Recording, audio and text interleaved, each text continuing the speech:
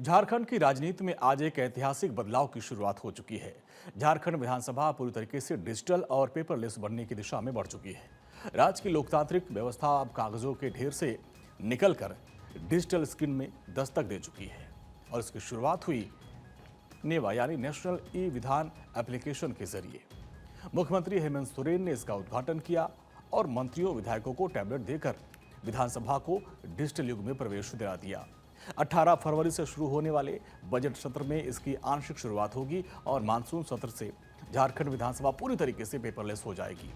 यानी विधानसभा में मौजूद मंत्री और विधायक अब कागजों की मोटी फाइल नहीं उठाएंगे, बल्कि टैबलेट पर ही एजेंडा, प्रश्नोत्तर, विधेयक और बहस से जुड़े दस्तावेजों को देखेंगे, ताकि पूरी विधानसभा की कार्यवाही डिजिटल प्लेटफॉर्म पर लाई जा सके।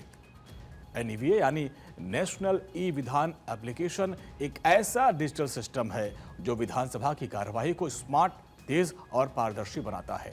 इसके जरिए अब विधायकों को प्रश्नों की सूची, बजट डॉक्यूमेंट्स, नोटिस, विधेयक और रिपोर्ट एक क्लिक में उपलब्ध हो जाएगा।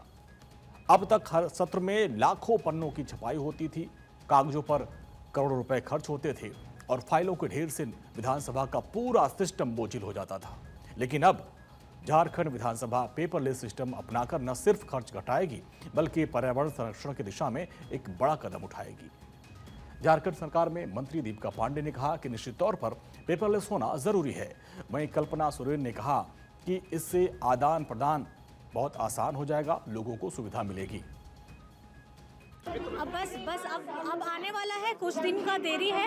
अब सब लोगों को खुशखबरी जरूर, उम्मीद तो यही है और चाहते हैं सभी को खुशहाली मिले।